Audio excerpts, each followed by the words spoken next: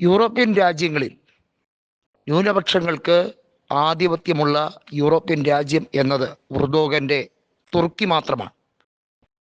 മുസ്ലിം ആധിപത്യമുള്ള European രാജ്യം എന്ന രീതിയിൽ മാത്രമല്ല, ഉർദോഗന് യൂറോപ്പിൽ അദ്ദേഹത്തിൻ്റെതായ ഒരു സ്പേസ് ഉണ്ട്. അദ്ദേഹത്തിന് മാത്രം ചില കാര്യങ്ങൾ നിർദ്ദേശിക്കാനും സ്വീകരിക്കാനും കഴിയുന്നുണ്ട്. അറബ് രാജ്യങ്ങൾക്കിടയിൽ തുർക്കിക്ക് വലിയ സ്ഥാനമാണ് അവർ നൽകിയിരിക്കുന്നത്. അതുമാത്രമല്ല, കൃത്യമായും ഉർദോഗൻ എടുക്കുന്ന തീരുമാനങ്ങൾ, ആ തീരുമാനങ്ങൾ ലോകരാജ്യങ്ങൾ ചെവികൊള്ളുന്നുണ്ട്. ഇപ്പോഴത്തെ ഫലസ്തീൻ വിഷയവുമായി ബന്ധപ്പെട്ട കാര്യത്തിൽ ഇസ്രയേൽ തുടർച്ചയായി വെടിനിർത്തൽ കരാർ ലംഘിക്കുന്നു എന്നുള്ളത് ഉർദോഗൻ ജർമ്മനിയോടും ഫ്രാൻസിനോടും ഇറ്റലിയോടും മറ്റ് യൂറോപ്യൻ രാജ്യങ്ങളോടും എടുത്തു പറഞ്ഞിരിക്കുന്ന കാര്യങ്ങളാണ്. റെസെപ് തായിബ് ഉർദോഗൻ ഈ കാര്യങ്ങൾ വെറുതെ പറയുന്നതല്ല, ഇതൊരു സൂചനയാണ്. ഈജിപ്തും അതുപോലെ തന്നെ ഇറാനും തുർക്കിയുമെല്ലാം ഒരേ വാശിയിൽ തന്നെയാണ്. ഇസ്രയേലിൻ്റെ കഥ കഴിക്കുവാൻ തങ്ങൾക്ക് കഴിയുന്ന ഒരു സാഹചര്യം ഇപ്പോഴും ഉണ്ട് എന്നൊരു ഓർമ്മിപ്പിക്കലാണ്. നമുക്കറിയാമല്ലോ,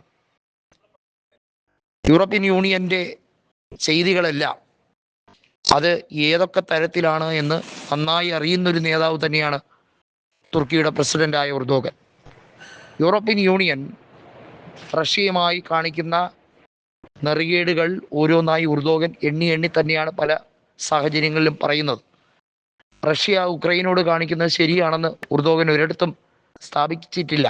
എന്നാൽ റഷ്യ കാണിക്കുന്നത് തെറ്റാണ് എന്ന് പറയുവാനുള്ള അധികാരം യൂറോപ്യൻ യൂണിയനോ അമേരിക്കയ്ക്കോ ഇല്ല. കാരണം ഫലസ്തീനോട് എടുക്കുന്ന നിലപാട് തന്നെയാണ്. രണ്ട് നിലപാടുകൾ എടുക്കുന്ന രാജ്യങ്ങളോട്, അതായത് ഒരു കപടവാദം മാത്രം, ഒരു പൊയ്മുഖം മാത്രം കാണിച്ച് മുന്നോട്ട് പോകുന്ന യൂറോപ്യൻ യൂണിയനിലെ സ്ഥിരാംഗങ്ങളും അമേരിക്കയും എടുക്കുന്ന നിലപാടുകൾ അത് തന്നെയാണ് തുർക്കി എടുത്തെടുത്ത് കാണിക്കുന്നത്. നമുക്കറിയാം, ഫലസ്തീന് മോചനം, സ്വതന്ത്ര രാഷ്ട്ര പദവി യൂറോപ്യൻ യൂണിയൻ പരിപൂർണമായി അംഗീകരിച്ചൊരു കാര്യമാണ്. എന്നിട്ടെന്തേ അതിനെക്കുറിച്ച് പിന്നീട് ആരും ഒന്നും പറയുന്നില്ല? അത് വ്യക്തമായി വാക്കുകളിൽ സ്ഫുരിക്കുന്നില്ല.